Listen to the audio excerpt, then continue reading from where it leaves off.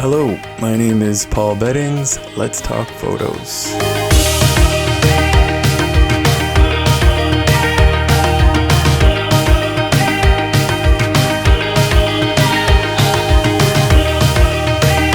Today I'm going to talk about a series of photos that I took in Bangladesh.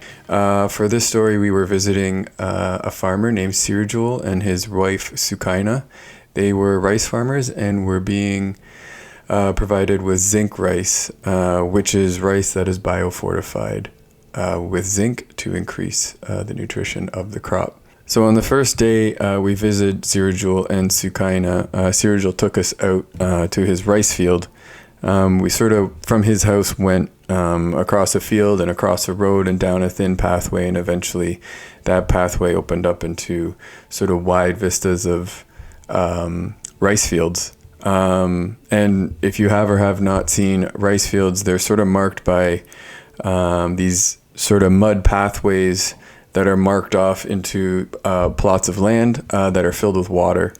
And the water is where the rice sits and grows in. So when I'm planning a trip such as this one, I like to set up some time to meet with families before I actually photograph them. I use this moment to sort of understand who they are and what they do and how they live and what their house looks like. And sort of by looking at all these situations, I'm able to sort of get an understanding of what I want to photograph and what angles are good and when the light will be best and what areas are sort of most photogenic. So in my previous video from Mongolia, I talk about the idea of building trust. And in that video, I talked about becoming invisible. And by coming and visiting Sirajul and Sukhina a day early, I'm trying to do that same thing. I'm trying to spend as much time with them as possible. Through this initial visit, I decided that I would start photographing the story with Sukhina. And to get an idea of what her day was going to look like the following day, I ask a few questions, but the main one being, what would you be doing tomorrow morning if I wasn't here? And in this case, I lucked out. Sukhina was going to be preparing a meal. So early in the morning, she'd be sort of preparing her dishes, washing her dishes, cleaning her dishes, and then she would be cooking a meal. So my favorite photo of the morning was this one here. There's a lot going on here, but it sort of tells the story of the morning. And here the sun is getting a little bit harsh. You can see there's a little bit of harsh shadows going on, sort of where the roof is overhanging. And in the background, underneath the overhang in the home in the back, the shadows are getting a little bit dark, but the light is still yellow. There's still sort of a nice glow happening. Now I am using a flash here. I have someone standing inside the kitchen, and I'm using a radio trigger to set off the flash, and that's lighting up the inside. Yeah, overall I think this is a great shot. I remember when I was taking the photo, those sandals down at the bottom really bothered me. I was gonna move them, but I thought, nah, that's not a good idea because they're there and that's part of the photo. But now looking at it, I actually kind of think it tells a little bit more of the story, because Sukhina, every time she went into the kitchen, she would take her shoes off.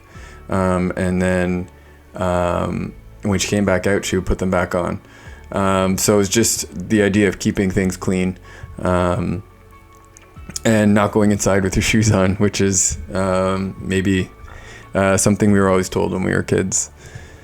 The morning light was quite nice, actually. There was this really nice haze in the sky and in the atmosphere. I'm not sure exactly what it was. Could have been fires from around the village. Could have just been the humidity. But there's a nice haze happening, which helped diffuse some of the harsh light that might have been present if the haze wasn't there. You'll see here that I'm shooting towards the sun. So there was some difficult light happening, but again, that haze really helped me get some good exposures. So this is the scene I was hoping for. This is the scene that I was planning for. I wanted to get Sukhina sort of preparing her meal, washing her dishes, and just getting ready for the morning. So some other things about this shot. The background here is empty, but there wasn't a lot of traffic, but there were people who were very curious about what was going on.